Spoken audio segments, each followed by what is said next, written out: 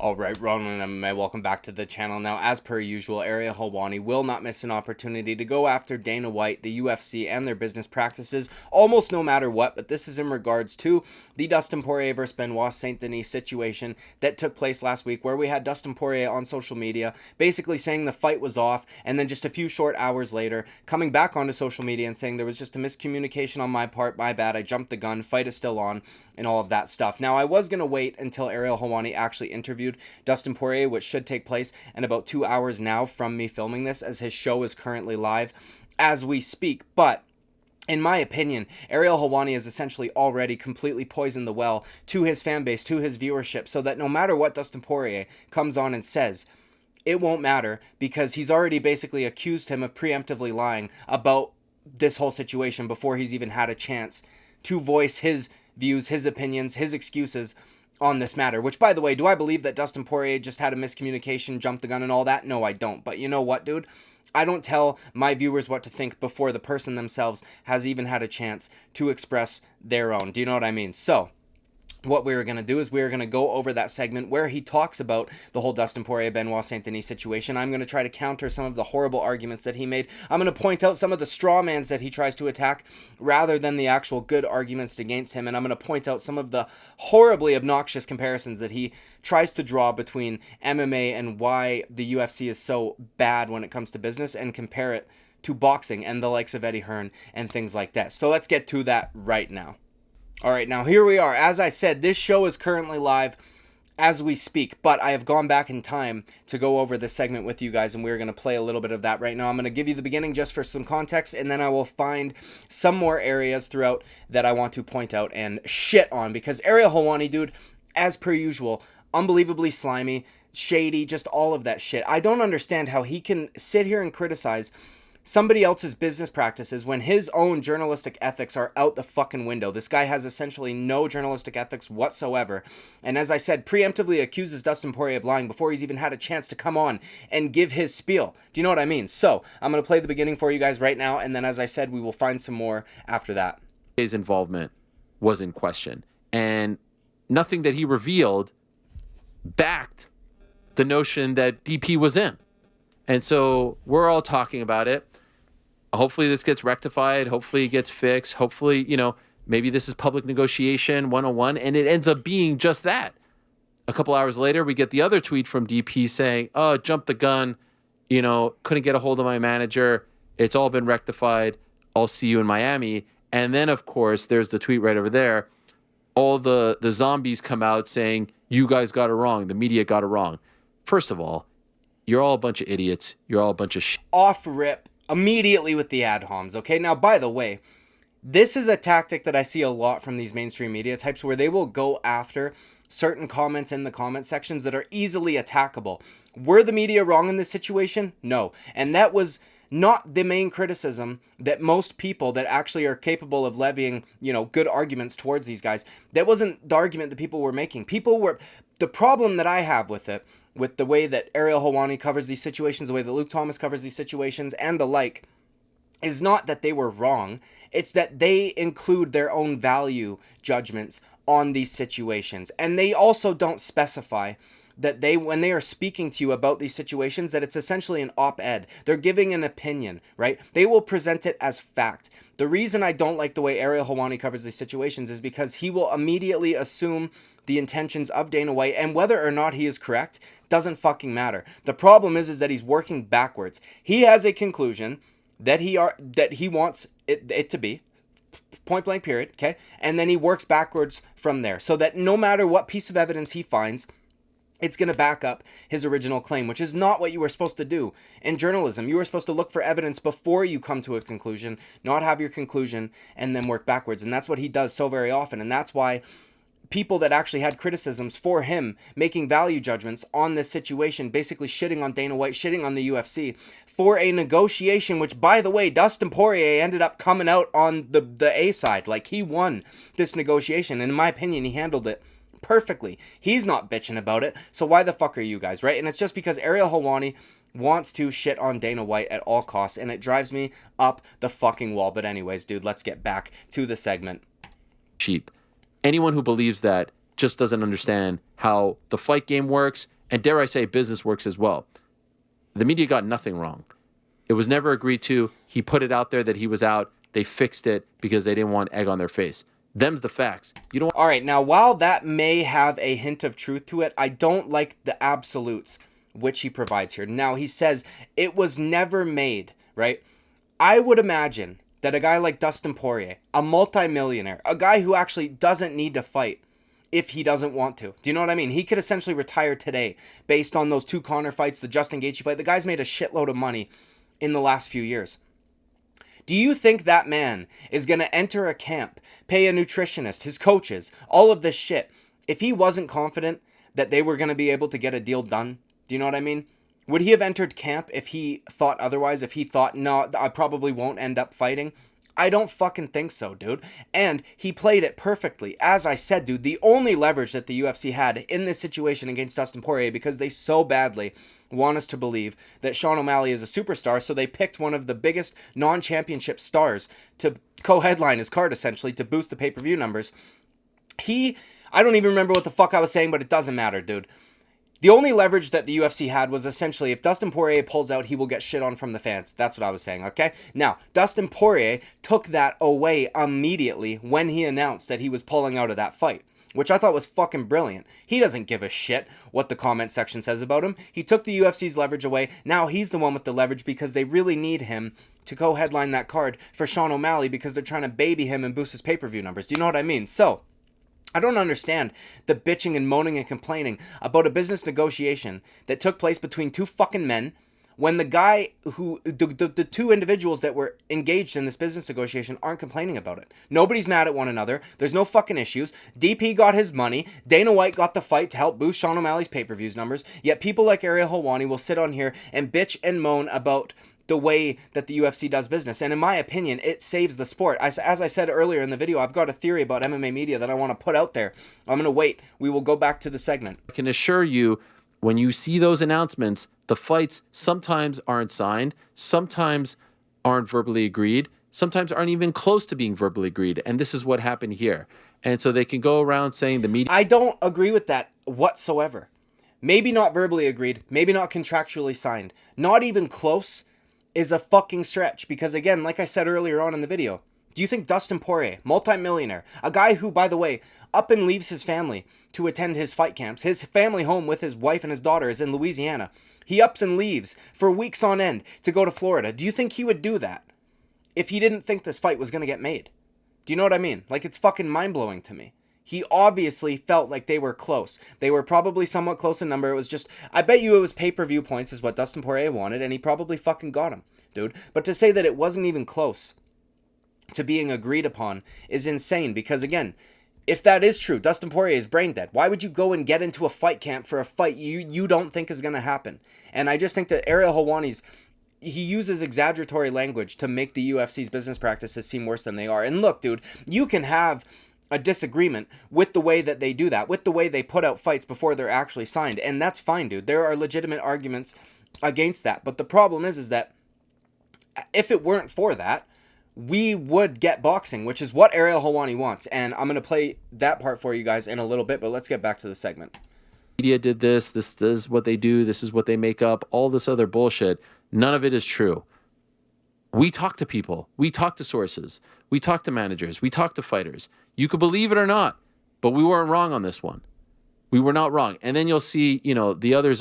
Again, not a lot of people are saying you were wrong. Not a lot of people are saying that this isn't what the UFC did. People don't like you putting a value judgment on it. If you were to just report, oh yeah, it appears the contract wasn't actually signed. It appears like Dustin Poirier engaged in some public negotiation on Twitter and fucking won. Fine. End of. You don't need to go on and bitch and moan about the business practices of the UFC. Okay? You just don't, dude.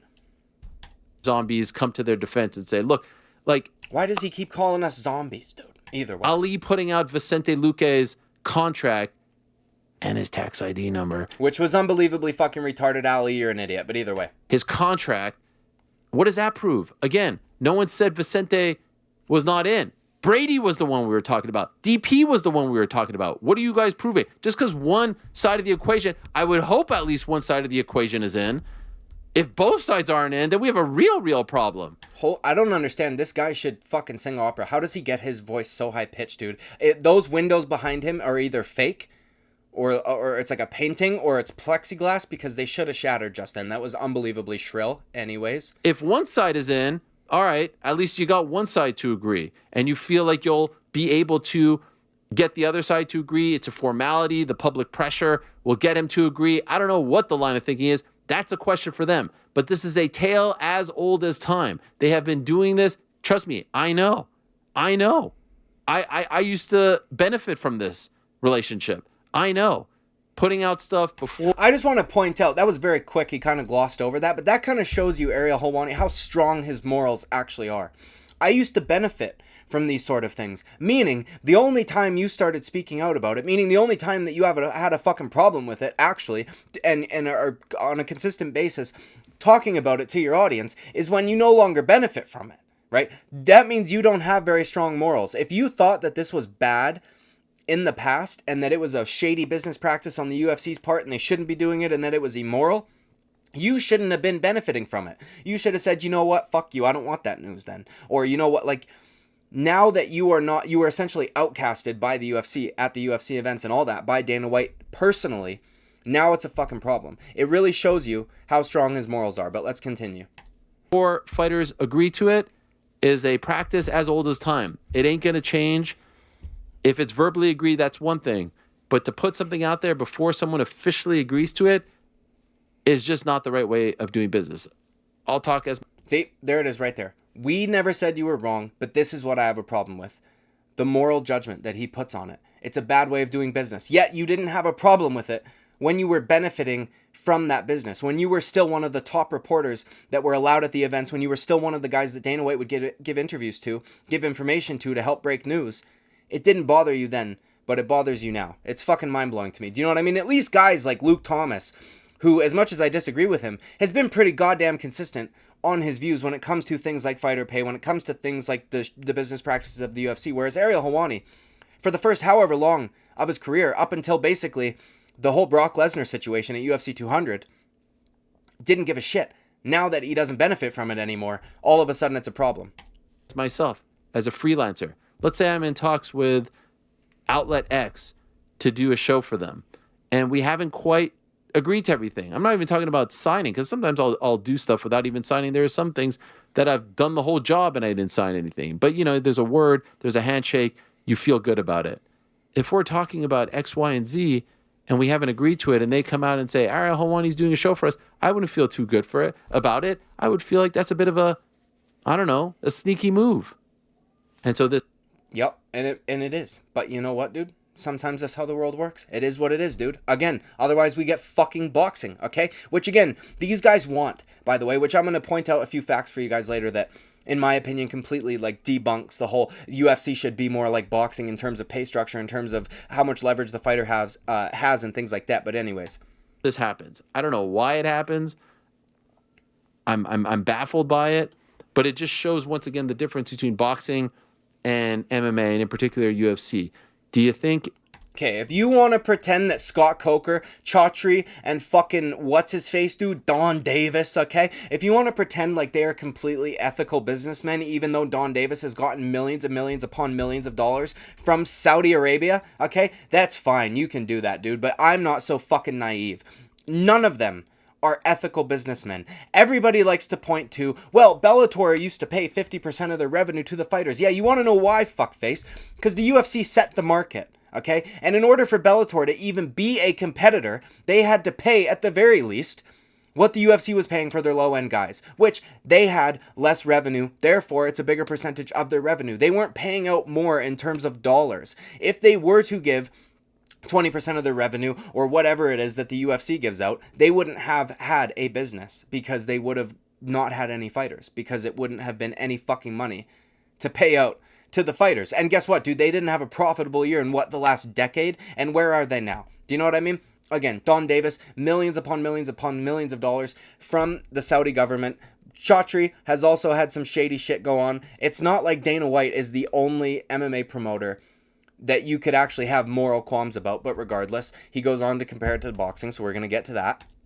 Eddie Hearn and company would do this to an Anthony Joshua? Motherfucker, dude. No, you know what? He might not do this exact thing in particular, but you want to know something, dude? I could be totally off because I don't follow boxing the same way that I follow mixed martial arts. However, dude, I remember a time when Anthony Joshua went inside the cage, or the ring, pardon me, with a fat Mexican guy named Anthony Ruiz, okay? And he got fucking finished. He got dropped multiple times in that fight, and if I'm not mistaken, ended up getting knocked out.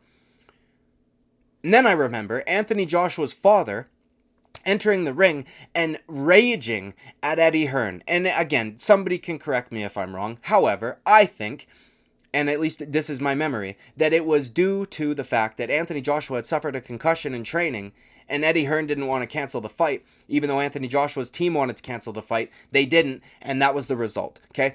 So while they might not announce fights before they are actually signed, even though I would not put that past Eddie Hearn or any of the boxing promoters whatsoever to apply pressure to get the other individual to sign, they do shady shit on a regular basis. Let's stop pretending like all these other, like Dana White is the worst among all promoters, okay? It's just not true. Do you think Top Rank would do this to a Teofimo Lopez or a Keyshawn Davis? It's more of a promoter-fighter relationship as opposed to a employee-employer relationship. You're going to fight on this date, and if you don't fight on this date, we're going to punish you, we're going to sideline you, or we're going to announce this and hope that the public pressure will get you to agree to it. It's the fight game, and it's been happening since I started covering this sport over 15 years ago. This is nothing new. Credit to DP, and I don't know what he's going to say on the show, and my feeling is... This is the part where I'm going to go back 5 seconds. He poisons the well. This is what I refer to this as, okay? Whoever is listening to Ariel Helwani now, they all are about to be told, Dustin Poirier is going to come on the show. We'll probably talk about it, although I would imagine he's not going to want to talk about it. I'd imagine he's going to brush it off. I'd imagine this and that. In other words, he's not going to tell us the truth. He's not going to tell us all of the details that took place. He's going to basically lie to our faces, and we'll just move on from there. And I don't appreciate that whatsoever, because again, as I said in the opening, do I think that Dustin Poirier had a miscommunication, jumped the gun, and what have you? No, the fuck I don't. I think it was a public negotiation and it took place again.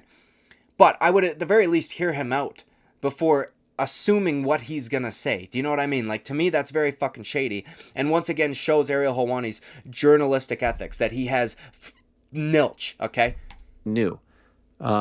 Credit to DP, and I don't know what he's going to say on the show, and my feeling is he's going to move on and not talk about it, and I totally understand that. No one wants to, be in some sort of conflict with their promoter or whomever they have a business Which, by the way, we see in boxing all the fucking time. All the time. But anyways. Relationship with. He seems to be happy. He got what he wanted, but he had to do this in order to finally get what he wanted, because this was... Bro put out a fucking tweet, hey? If that's what everybody had to do in order to get an extra couple 7 figures tacked onto your fucking paycheck, dude, I don't think many people would have a problem with that. He played it perfectly, dude. It's business, and he played it perfectly. Why are we complaining about it? Again, dude, these guys want boxing, and I don't understand why the fuck they would ever want boxing, okay? Because here's some compare. Okay, so boxing, again, we heard him compare it earlier in terms of the promoter relationship with the fighter rather than an employee-employer, which he is saying the UFC is more like. All these guys, Luke Thomas, Ariel Helwani, all these guys that constantly bitch about fighter pay and compare it to boxing. Luke Thomas might not do this as much, but I see guys like Ariel Helwani doing this a hell of a lot, and I don't understand it. If we look up the average salary of a boxer, a professional boxer in the United States of America, the average salary is about $64,000 a year, okay? That's not that much money, right? Because all of the guys at the top get paid, okay? The guys at the bottom do not. The average salary for the UFC in 2022 was $150,000 in USD, okay? Almost triple. 2.5 times that of a professional boxer. So I don't understand this narrative that boxers get paid way more money. No, Tyson Fury gets paid way more money. Fucking what's his face, dude? Deontay Wilder gets paid way more money. Anthony Joshua gets paid way more. Those guys at the top, guess what? How many times a year do we see them? Okay, and this is the theory that I have about these MMA media types. Okay, I think that they hate the sport. I think they resent the sport, and I think that they hate the fact that they have to cover it. Okay, because something that I want to point out is that every single one of their careers is basically directly subsidized by the UFC. Point fucking blank, period. Because of the UFC, they essentially have something to cover damn near every weekend, okay? If the UFC was gone, or if we structured the UFC so that it was like boxing, so that we only got the champions once or twice a year, if that, period, right? And so that they each got $20-30 million per fight, whereas the guys on the undercard were getting 2 and 2, okay? Which is shit, but that's a real number from actual professional boxers, okay? If we were to have that, these guys would be out of a job. How many big events a year in boxing do we have where these guys actually make a bunch of money on covering? Not a whole lot of them. Okay, but basically, no matter how shit the fight week is, people are going to watch it, okay? No matter how lackluster the pay-per-view might be, people are going to watch it. And because of the UFC, the giant machine that just keeps on fucking trucking, guys like Ariel Helwani, guys like Luke Thomas, guys like all the guys at MMA Junkie, all these guys have a job because of it, okay? Again, they're like directly subsidized by the UFC and their success. So I don't understand the advocating for a complete and total restructuring of the organization into making it more like boxing, where again, dude, how many big events do you get a year where you make a ton of ad revenue off of YouTube videos? It's not many. It's not, okay? Whereas the UFC, there's one big pay-per-view a month, usually 2 to 3 fight weeks, or fight nights rather, that maybe they're not the best, but guess what? There's usually at least one individual on that card people care about, they want to watch it, they'll watch the interviews and all that shit, right? It's just insane to me. I don't like the working backwards. I don't like the preemptively essentially accusing Dustin Poirier of lying, which in my opinion is completely poisoning the well. And I don't like that he will use literally any opportunity to shit on Dana White, to shit on the UFC, to shit on their business practices. And again, he showed us in this video that his moral code is not very strong, because he did not have a problem with these business practices when he was benefiting from it. But now that he is no longer allowed at the UFC events and he's essentially blackballed, he doesn't really get a whole lot of breaking news coverage. It's a problem, okay? Anyways, dude, that's it for this segment of his show. And again, I might do a follow-up video depending on what gets said in the Dustin Poirier interview. If he's trying to push really hard to get Dustin Poirier to say something he doesn't want to say, maybe I'll cover it or what have you. But anyways, dude, like and subscribe. I would greatly appreciate it. I will see you at the next video. Bye-bye.